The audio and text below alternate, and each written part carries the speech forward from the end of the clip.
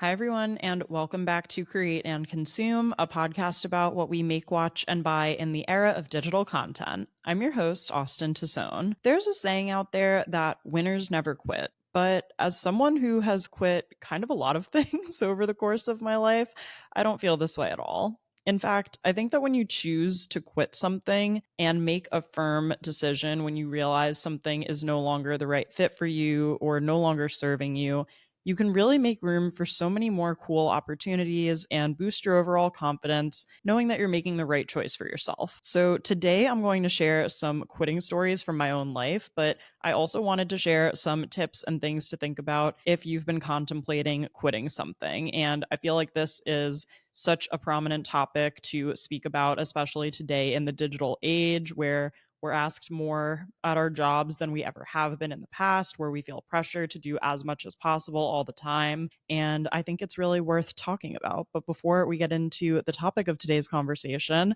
let's do a little create and consume. And if you're newer to the podcast, create and consume is obviously, hello, the name. You know this because you clicked on it on Spotify or Apple or wherever you listen. Also, though, we like to share what we're creating and consuming each week here. And it's not just me, so feel free to tell me what you are creating and consuming as well in the comments on Spotify, in the comments if you're watching on YouTube, or send me a DM, comment on the Instagrams. You know where to find me. In terms of what I am creating this week, my spring reset went live on my YouTube channel. So this was basically an entire day that I dedicated to getting my life together for the new season. So in this vlog, I deep clean the fridge. I walk you through my goals and how I'm doing 3 months into the year in terms of everything I said I wanted to get done in 2025. And I also share some tips for how to digitally detox and kind of get organized on that front too. So those are really the 3 phases of how I like to do a quarterly reset. And also, I created a free quarterly checklist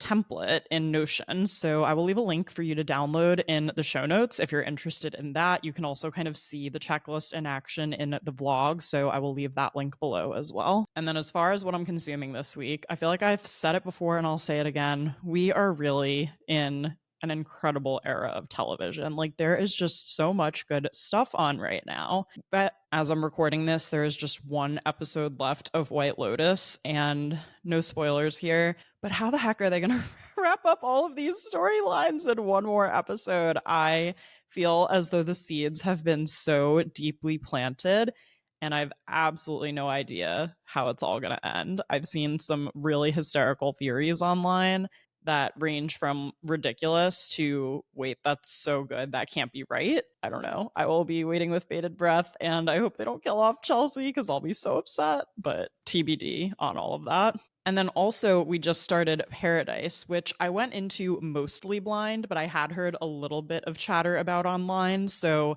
the end of episode 1 was not a surprise to me, but I really wish that I had gone in like fully blind. I was telling Andrew, I think someone must have been talking about it on a podcast or something. So I won't say any more details about it. However, I will say it was a very strong first episode, and I'm really excited to keep watching. That one is over on Hulu. With that being said, let's talk about quitting. And I am really excited about the timing of this episode because we are also coming up on my 4-year anniversary of self-employment, which means 4 years since I left my full-time job. I'm actually going to do an episode more about that for next week. But this week, I wanted to do a whole episode about quitting because I feel like in society at large, quitting is one of those things that either has to be like this big immediate triumph or it's like looked down upon. And I just feel like pushing through something that you hate or that isn't the right fit or that you didn't initially even choose for yourself just for the sake of doing so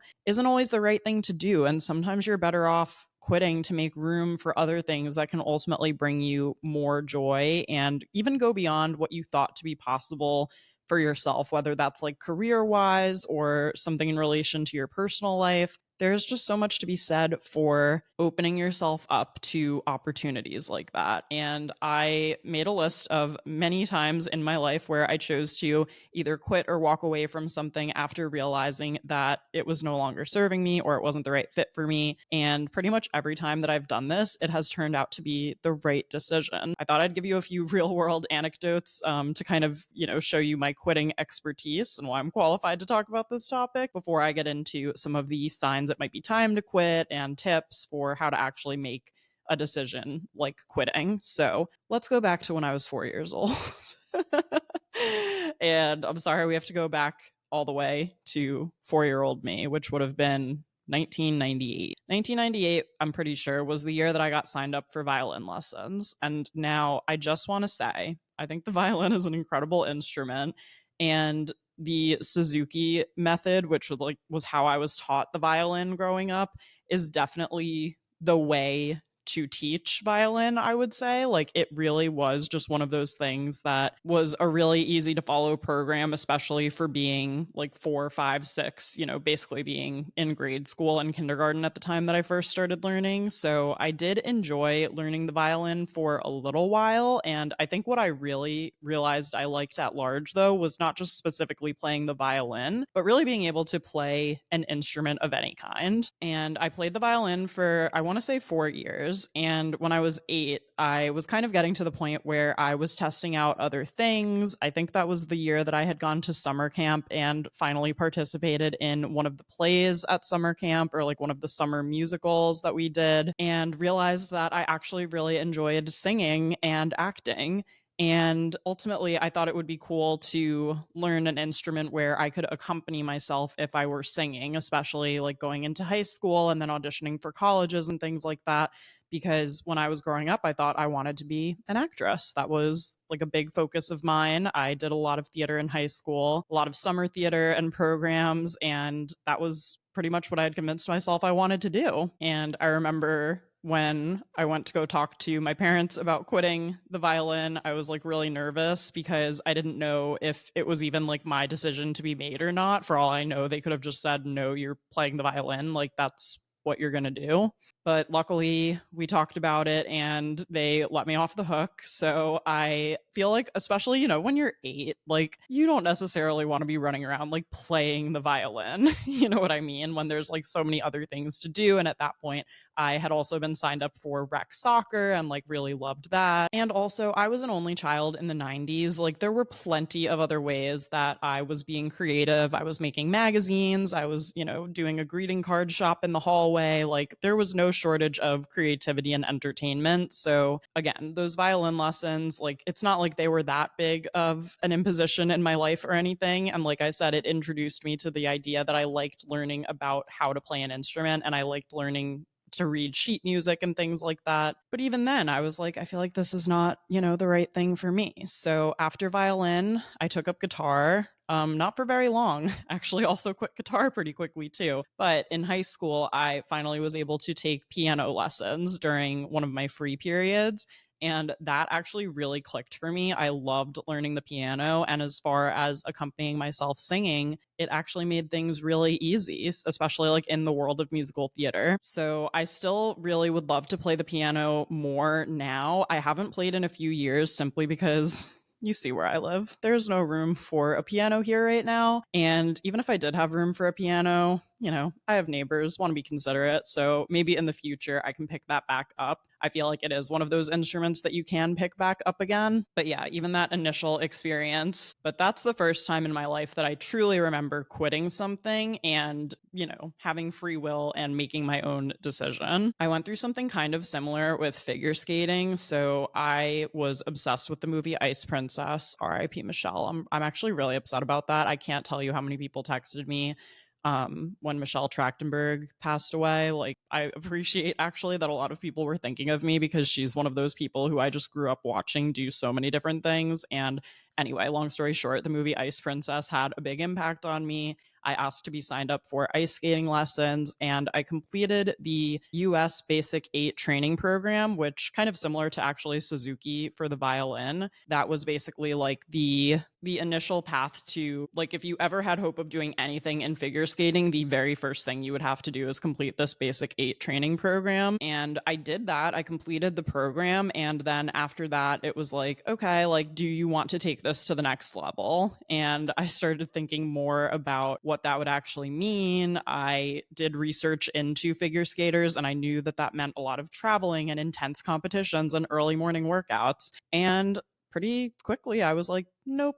Like, I have learned to skate. I can skate with control. I can skate probably better than most people who just stumble onto the ice rink in Central Park once a year. Like, that is good enough for me. I am happy with this skill set. I don't need to learn how to do flips. I'm not trying to break my ankle or anything like that. So I'm good. But for like a year and a half, I did make that my entire personality. But again, that was cool because now that was something that I had chosen myself, but I also ultimately decided wasn't really worth more time and energy for me, especially because I got started quote unquote late, or like what would have been considered late for figure skating, especially if I actually like had any aspirations of competing in any way or like going to the Olympics, which really I didn't. It wasn't that serious. Another example of something that I quit, honestly, before I even really got started was in high school. When we were in our senior year, we had the option to participate in, I guess it was an elective called Senior Focus. And this basically involved writing a really long and thoroughly researched paper about any topic of your choice. And you would also do field work, which could look like shadowing someone in a specific role or getting kind of like a part-time internship or job. And then you would ultimately do this big presentation for a board of advisors at the end of the year. And I was definitely in the overachiever camp in high school. I was in so many different clubs. I don't know how much I fully participated in all of them, but I was someone who thought I could be anywhere and everywhere. I played soccer, I did theater, I was on student government. I basically joined tons of different things. I did a cappella too. We were the troublemakers. That's not important. Anyway, this program, Senior Focus, was something that like I had really built up in my head was something that I had to do. And so I signed up for it, and I got called into like my dean's office, and I never get called into the dean's office. And I went in and I sat down, and she looked at me and was like, I saw you signed up for Senior Focus. And I was like, yes, of course. Like, I want to write it. I probably wanted to write it about fashion. Who even knows at this point? Because as you know, spoiler, I didn't end up doing it. I was like, yes, I blah, blah, blah, blah, blah, like launched into this whole thing. And she looked at me and she was like, don't take this class. Like, don't do it. And I was like, I have to. What do you mean? And she said, you do not have to. You have plenty of other stuff going on. I was taking AP Stat and AP Art History senior year. She said, you have a full course load. You're already involved in so many extracurriculars. She said, don't do this because you're going to hate this year. And you should, probably quit like 3 or 4 of the clubs that you're in to really enjoy your senior year. But she was like, you're doing plenty. You don't need this for college. Don't do it. This woman would not BS me, by the way, you guys. Like, she was my Spanish teacher before she became our dean. Like, I had known her for years. She was completely right. So I decided to drop that before even doing it. Thank God. Now, I don't know if this one is considered full on quitting, but to me, this is one of the most kind of important turning points in my life, was when I decided to transfer colleges. So it's not really like I quit college, but I did, again, acknowledge that something wasn't the right fit for me and consider that there may be other better possibilities out there. Again, I transferred from Muhlenberg College in Pennsylvania to Barnard College in New York City. If you're new here, I transferred after my freshman year. And again, if I had stayed at Muhlenberg, would I have been fine? Yes. Would I have gotten a job? Sure. However, I cannot express how important it was that I made this move when I did, because it allowed me to be in New York City. It allowed me to intern during the semester. It allowed me to network with so many people who have ended up staying in the area post grad. And it truly just, I think, changed the whole trajectory of my life, especially once I got to Muhlenberg, where I intended to be a theater major. And again, kind of realized that there were so many other people who were better at that than I was. So I guess theater is kind of another thing I technically quit, although I feel like more than anything, it just got phased out because it just became like I did it less and less over the years. I never intentionally like handed in my resignation from being a theater kid, but because I realized that I wasn't really interested in pursuing theater at a professional level, and I was more interested in magazines and journalisms and the communications industry in general, it was really, really important for me to leave behind something that was comfortable, like very comfortable. I had really good friends at Muhlenberg, many of whom I am still in touch with, many of whom I'm still super close with and do FaceTime catch ups with and text all the time. But it wasn't enough to keep me there just like thinking about the entirety of my life. It would have been great to just stay and live my life. And I had classes I liked, I had friends. I loved the campus, especially like in fall. It was so beautiful. But I also felt like I was missing out on being in the city. I felt like I was missing just being close to art and fashion and journalism and all those things. And it turned out to be the completely right decision for me to leave. And I don't think this is a tip that I mentioned later, but one thing I wanted to note about the decision to transfer colleges was Muhlenberg actually gave me the capability to go on a leave of absence, which gave me the chance to change my mind. And not that I think you should quit without being certain about things, but the fact that I did have the option to come back to Muhlenberg, you could take up to 4 semesters off of a leave of absence. I always joke with my friends, I'm like, how funny would it be if I had rolled back in senior year and been like, hey guys, I'm back for senior year? They would have been very confused. But I liked that I just knew on the off chance that I made a mistake, especially for something as big of a decision as changing colleges, that if after the first semester I absolutely hated it, then I could go back. And I ended up canceling my leave of absence at the end of my sophomore year. I was like, I'm good. I'm staying in the city. Thank you very much for that option, though.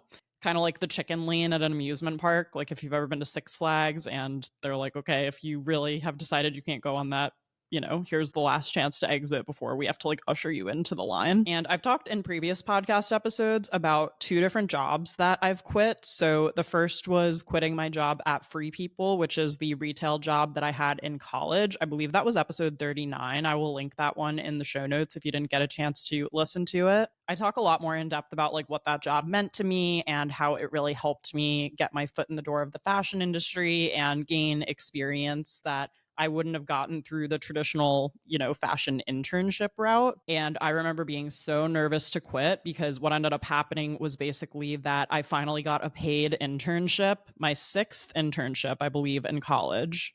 I did 5 unpaid internships. The 6th one was finally paid.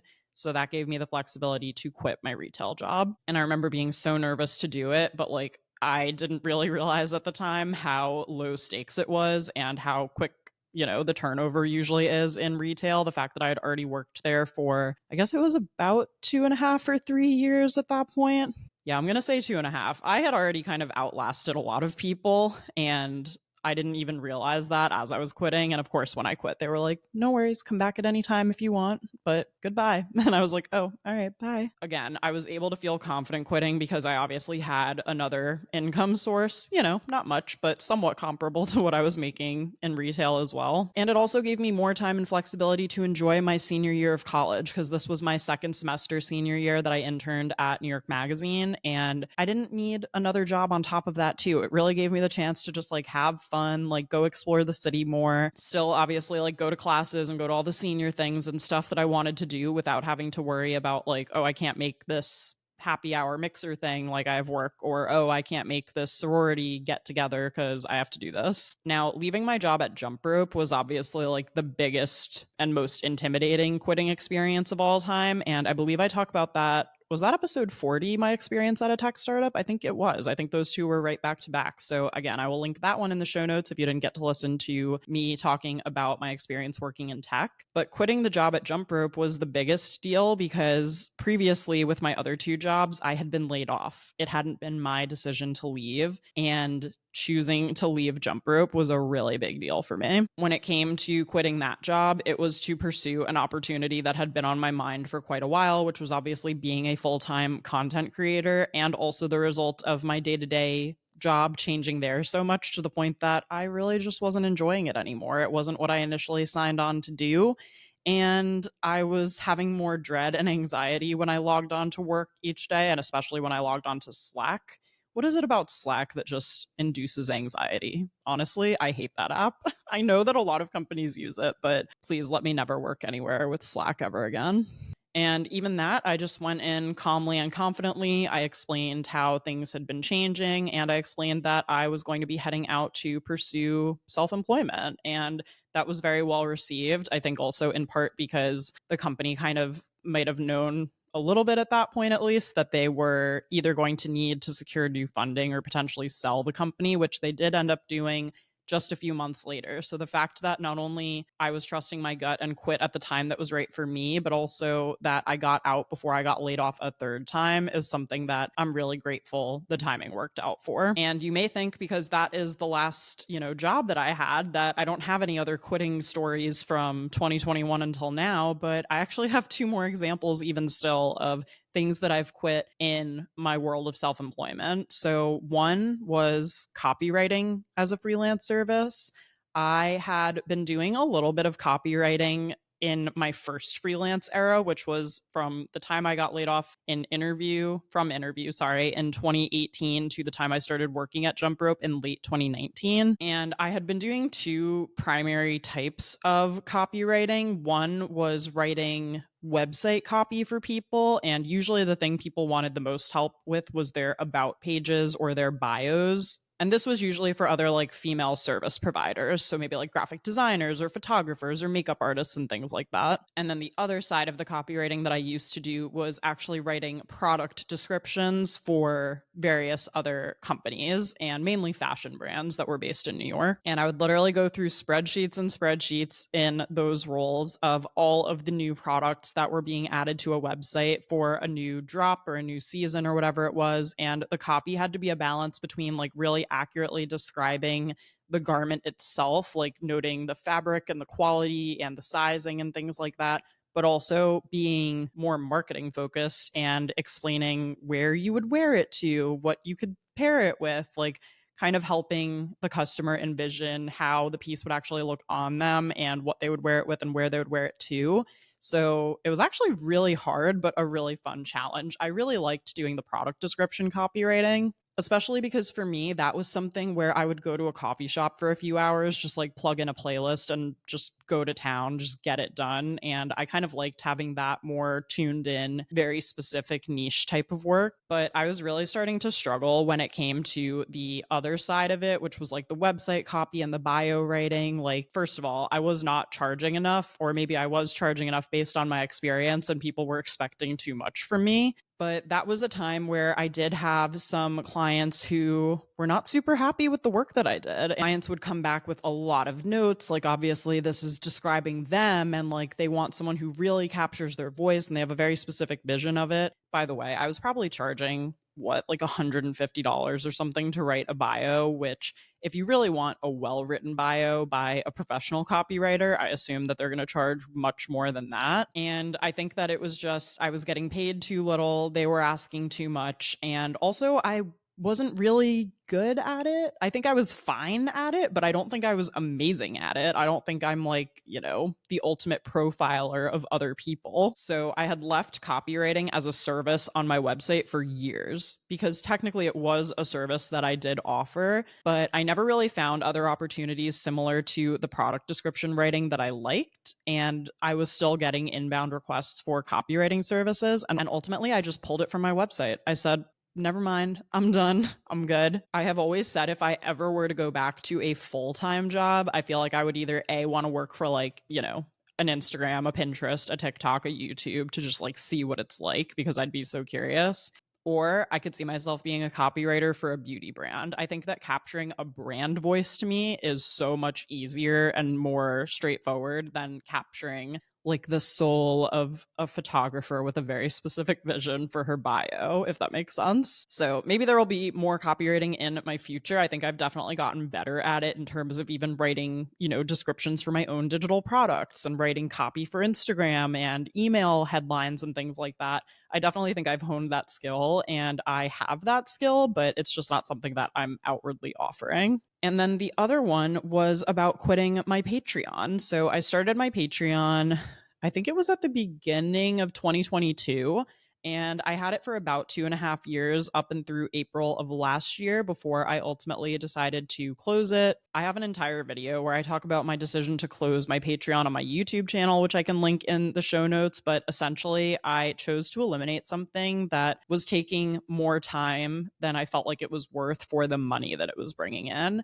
And again, it wasn't because I outwardly hated it, but every time it would pop up, I would be like, "Ugh, this again," like, and I would procrastinate it and put it off until the last possible minute. I realized that I don't really want to have anything like that on my to-do list, especially when I'm the one who makes my to-do list and controls those decisions. So I ultimately decided to just wind it down. And I always tell people, when you're starting a membership or any kind of recurring subscription service like that, where people are paying each month for something, to honestly go into it knowing how you would ever close it, because that's exactly what I did. And that, I think, made it a lot easier when I did ultimately decide to close it, because I was able to give like a 30-day heads up to all patrons. So that was enough time for them to download all of the content and resources. And I ultimately also chose to upload all of the videos to unlisted links on my YouTube channel and give them all a copy of that so that they didn't lose access to the video content that they had already paid for. Okay, so now you've heard several real world examples of times in my life that I have quit,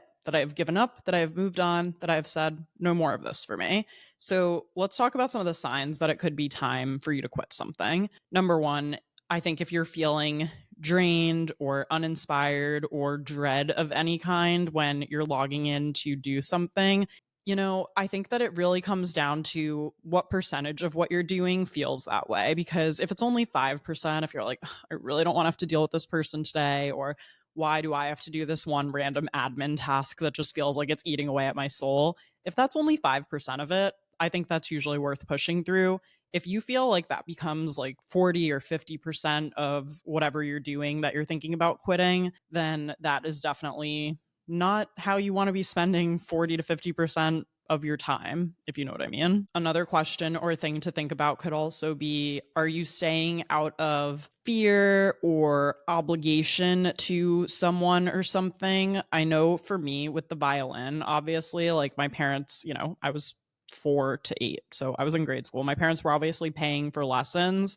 And I was so grateful that I was able to even do something, even if it wasn't something that I was super obsessed with. And in some ways, I was like, do I just have an obligation to keep doing this? Because I just keep getting signed up for it each fall, was it? Yeah, maybe at the start of the school year was when we kind of like renewed my lessons. I'm not entirely sure. But yeah, I knew my parents liked that I played the violin. They were obviously like paying for lessons and encouraging me to practice and do all those things. So I definitely, even, as a little kid, felt a sense of obligation and like, this is what I do. I play the violin. That's my hobby, or that's my extracurricular, like after school activity. But I think also, kind of taking a break, but then wanting to try the guitar and wanting to try the piano and show like, hey, I'm still interested in music, but maybe just not this instrument. That was definitely one thing that kind of helped me get over that fear of the obligation, because I was still interested in, learning how to play an instrument, taking the time to practice, developing and honing a creative skill that could maybe like help me in the later years when I was applying to college and stuff like that. But yeah, just that,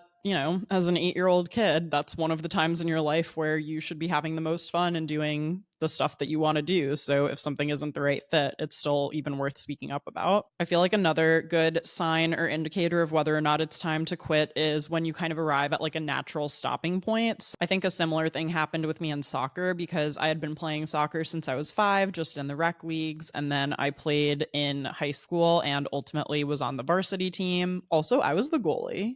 That is very only child coded of me, was that I was the goalie, but we'll talk about that in another episode probably. And when I graduated high school and, was given the opportunity to play in college, I was just like, nope, I'm good. Thank you, but I think I'm good. So that was kind of like a natural stopping point, where at that point when I was given the choice to reevaluate, I chose not to keep going. And one more sign that it could be time to quit, I think, is the opportunity cost too high? Meaning, what are you losing out on by staying? So for me, even with soccer, if I had been on a soccer team in college, that would have meant I was maybe up early for practices or team workouts, or after classes I had practice. It probably would have meant less time to go audition for various on campus productions, which at the time, like I said, was what I thought I wanted to do. Also, when starting college, just adjusting to a kind of different workload and making sure that you're staying on top of everything. I really wanted to give myself time to adjust and make sure that I was focusing on classes and my studies, because obviously that was what I was there for. And then for something like staying at jump rope, it was like, what did I lose out on by staying was just the time that I was spending helping someone else build a platform online, whereas I really wanted to turn that time and attention towards my platforms and building a new audience and making sure that I was creating something that I could always fall back on personally. Because after getting laid off so many times, it's just like clear that I developed trust issues with employers. And just to know that I can always fall back on myself at the end of the day is something that's really important to me. So having that safety net that I'm kind of weaving myself. Okay, that's not a fully fleshed out metaphor. Let's move on from signs it's time to quit to talking about some of the emotional aspects of quitting. And I think there's really two things that hold people up from quitting, and that's judgment and also guilt. Let's talk about number one, which is people do judge others who quit, especially, if you quit your job right now, what people's reactions could be might vary from everything like, what in this economy, to what are you crazy? Like, why would you do this? Why would you throw away something that is stable? Like, do you not appreciate that? I mean, hopefully people in your life aren't saying stuff like that right to your face. They might say it to someone else that they're close to or someone who's not really related to the situation. But people do have judgments about people who quit. And I think in part, probably that's because maybe you're doing something that they don't necessarily have the courage to do themselves. But again, I think it's up to you how much you want to convince people that you've made the right decision. As long as you feel like you've made the right decision, let other people think what they want. But just know that, you could face judgment if you choose to quit from people in your life or also people online. Like, I obviously post content on social media and online. Hello, you're watching this podcast episode right now or listening to it. And I think that obviously everyone will have their own judgments, but you need to make sure that you can tune that out and really, again, like, look at your reasons. You can even write everything down for like why you think quitting is right and what your action plan is going forward. That's something that I have always historically done to kind of dispel the judgment. And again, I'm not going to convince every single person that me quitting my job, in tech to become a full-time content creator was the right thing to do. And then the other emotional aspect of this is potentially the guilt of walking away. Like, what if you've been in your role for 10 years or 15 years? Or even what if you work at a small company where, like, if you leave, you're going to be leaving a pile of work behind for other people until they find a replacement. And honestly, sometimes they don't even find a replacement. Like, coming from the world of magazines and, very small, scrappy indie magazines compared to like the Vogues of the world, if someone quit, sometimes their role just wasn't filled. Sometimes we would just absorb the extra work somehow. And I think that fear obviously is something that people will think about if they are quitting, and that guilt might hold them back to say like, oh, I can't let this person down. Or maybe you also don't want to let down, like your partner if you're married, or your family if you help contribute to their well-being and stuff all the time. So you might feel some guilt towards your boss or your coworkers, or maybe you feel guilt from, in your personal life if you have a partner and you both contribute equally to the household, and then you want to move on or try to pursue other opportunities for something that's not the right fit. I can definitely see how the guilt could factor in that way too. But again, if it's really the right thing for you and you believe there's more and better opportunities on the other side of you quitting, that is a risk worth taking, I think. Because again, let's talk through a couple of the benefits of quitting. The biggest one, I think, being creating space for new opportunities. And again, really thinking back on that opportunity cost, like, what does it cost me to stay right where I am? What could I be missing out on if I stay here in terms of maybe you only get certain small percentages of salary increases over the years compared to people who move jobs every couple of years and are able to negotiate more substantial raises for themselves. Or again, maybe you're quitting the violin to learn how to play guitar because you want to be able to accompany yourself while you sing. And that's actually, yeah, it's not possible really to do with the violin because of the chin rest of it all. I don't know how you would be belting out and also like playing the violin at the same time. Just not a very practical combination. Another benefit of quitting, I think, is getting clear on what's important. And maybe this isn't even just in your career, maybe it's in your personal life as well. I know for me, I left my job in April of 2021. And, I guess I'm technically part of what did they call that? The great resignation from the immediate post COVID era. In those kind of key couple of months following the height of the pandemic and being post lockdown, clearly for a lot of people, it put things in perspective, myself included. I think I've mentioned this on the podcast before, but during COVID, my dad actually was hospitalized and put on a ventilator because of how bad his case of COVID was. And there was a certain point where we didn't really know what was going to happen with him. We are so lucky that he is still here. We are so lucky that he was healthy before he got COVID and that he was able to learn how to talk again and learn how to walk again and regain his strength and basically be back to living a pretty normal life today. Like that is something that I don't take for granted whatsoever and something that really did jolt me awake, I guess, in 2020 because I had been so career focused for so long. And this really brought me back down to earth and reminded me, obviously, of what's important. So for me, getting clear on what's important also meant the flexibility to make my own schedule, the flexibility to, if my parents, who are both retired now, say, hey, can we come to Hoboken for lunch on Friday? For me to say yes. And I don't have to ask someone, can I go get lunch with them? Like, I will never take getting lunch with my parents for granted or going to their house on a weekend because we can drive there from here. Like having a job that has this kind of built-in flexibility was something that was really important to me, not necessarily just so I could like do nothing at, I don't know, 12 o'clock on a Wednesday, but more so that I could build my work around my life and not the other way around. And I think another big benefit of quitting is that it really hones your ability to make hard decisions, which I'm sure I'm just even at the beginning stages of understanding what this means as I like continue on in my adult life. But I feel like it's only going to get more complicated from here. And I want to be able to trust in my ability to make tough choices, to relay bad news potentially if needed, and to just know that there's only so much I can control out in the world. And the way that I choose to live my life is one of those things that I can control. And I think this ability to make tough choices and make hard decisions is one of the best qualities that I think a leader or like an entrepreneur can have personally.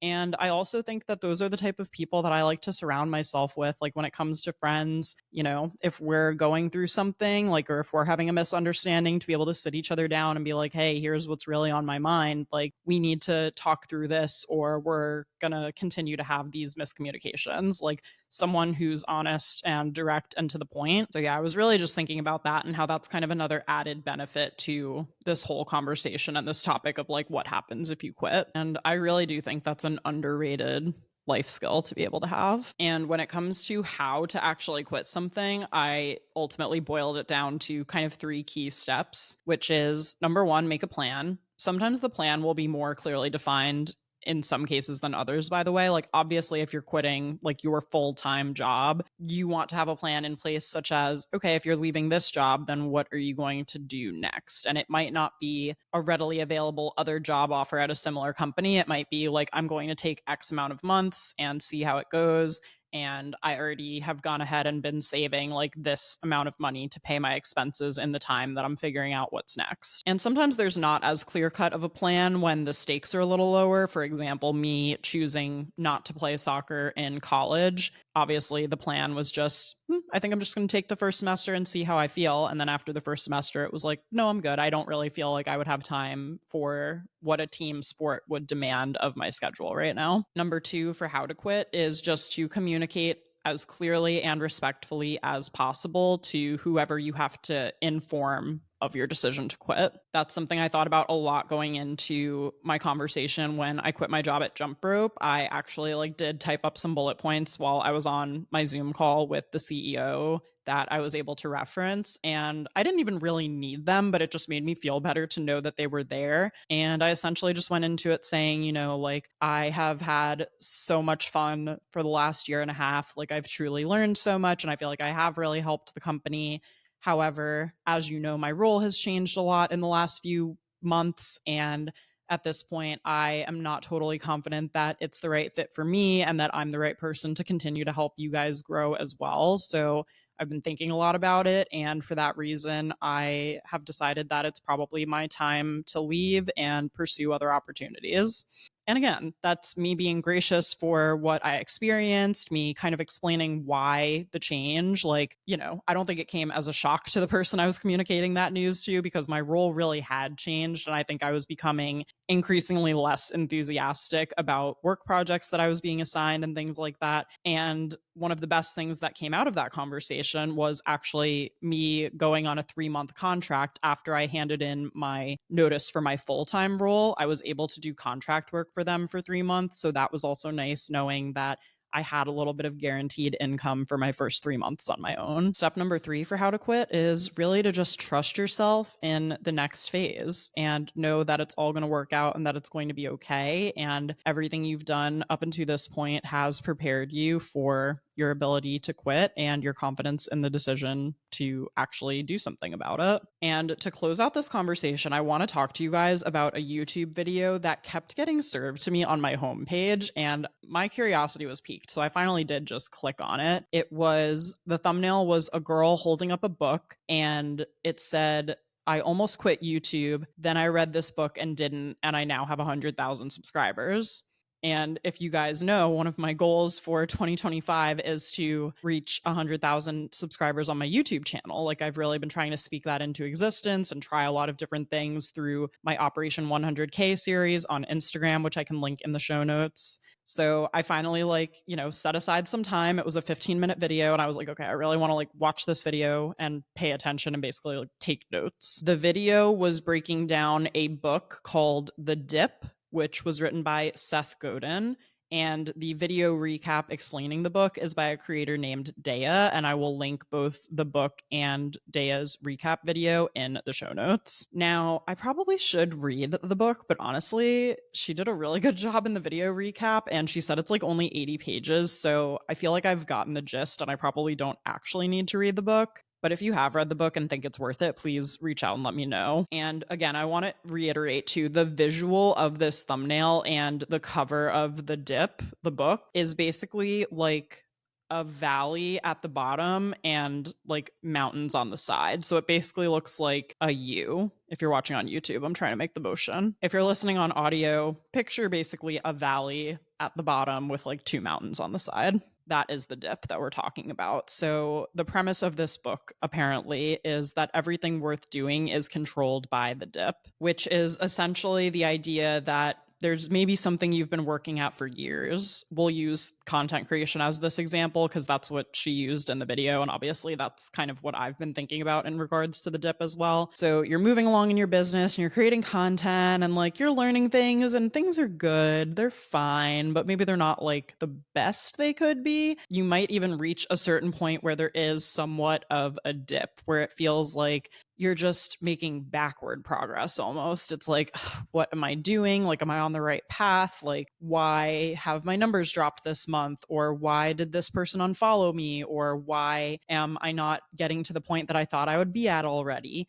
And so when they say everything worth doing is controlled by the dip, being in the dip, being at the bottom of that valley and just being when is everything going to click and when is everything going to work out? That is really how you can tell if something is worth sticking with and powering through. If you truly feel compelled still to do something and that you value every little baby step that you're taking to get you towards where you want to be, that is what will continue to motivate you while you're in the dip and actually push you out to the other side. And one big thing to note about the dip is that a lot of people who get into the dip do decide to quit and want to get out of it because they don't like that feeling of needing to continue to work hard when they feel like maybe they shouldn't have to be working that hard anymore. And I think that is such a valid way to look at it, because in some ways, if you're like, you know what, I really have tried everything here, like I don't see me continuing to enjoy this, or I don't see the growth that I was looking for, like I'm out. Actually, I think a lot of people who began content creation during the pandemic might have experienced this too. Like maybe they started out on TikTok and had like one or two viral videos and they really started to try to lean into it and things were going really well. And maybe they like quit their day job and then they realized that they don't like the lifestyle or the work that goes into being a self-employed creator, because there are definitely months where you're making more than others. There are times when brands are all over you and times where you're like, is my inbox broken? I haven't gotten an email in weeks. And people may not realize that. They might see how easy, quote unquote, it looks from the outside and decide they don't want to push through. And I can maybe find a link or two to put in the show notes, but there definitely have been articles about like full-time content creators going back to their 9 to 5 jobs or looking for other jobs because they decided that it wasn't worth it to them and that they wanted to quit and that they were just done. And I think that's totally fine. I think that it's clearly not for everyone. And if you are willing to push through, depending on, for content creation or other careers, like on the outside to some people that might look crazy. And if you are truly feeling called to do something and you really feel like it's the right thing for you, it might just be like the only way out is through. And even for me with like my YouTube channel, for example, as I've talked about on here, I decided to make a pivot back in October and move away from my creator tips focused content and incorporate more lifestyle content. I feel like I'm in the dip right now because my growth is still growing a little bit, but it's definitely stalled and I've definitely lost people. My ad revenue is not where I want it to be. Let's just say that, because obviously I'm introducing new content, I'm confusing the algorithm, and maybe people who used to watch my videos are clicking into it and being like, wait, why are we talking about blush today? Like, where are my content creator tips? And clicking away. And that is part of, honestly, what I believe is a dip right now that will hopefully still be a short-term thing as I reach new growth and different growth than what I originally thought I was going to do, to have an audience that's more aligned with the type of content that I want to continue to create for years and years and years to come after this. And again, in the recap video, this creator Dea talks a lot about making sure that if you really feel a pull to do something and you realize that you will keep doing it pretty much no matter what, like even if I got offered, I'm making this up, but like a dream job at Pinterest or something tomorrow that paid like well over 6 figures, would I still be creating content on the side? Yeah, I probably would, because I still genuinely love it. That's one point that was definitely emphasized in the book, it sounds like, and also really making sure that you celebrate every little small action or thing that has happened along the way, even if it doesn't feel like it warrants a celebration, to really make sure that you do that to continue to motivate yourself. And every little thing that you do, every minute that you spend on the thing that you're passionate about will continue to help you grow, develop new skills, attract new followers, or whatever it is in the long run. So also leaning into the dip, being like, I'm in the dip. Here I am here, and here is what I foresee for myself on the other side, is something else that's emphasized in this video. And also finding other people who are going through it too. So if you feel like you are in the dip right now, please let me know. Just let me know that I'm not in this by myself. You know what I mean? Okay. Wow. I honestly feel like we just chatted for quite a while about all things quitting, but I really hope this episode helps you if there's something you've been contemplating quitting, to either say, I feel like I can really stick this out for a little while longer, or maybe there are some other changes I can make along the way, or to realize that something isn't serving you anymore or isn't the right fit, so that you can quit with confidence and move on to all of the amazing potential things that are waiting for you on the other side of you quitting.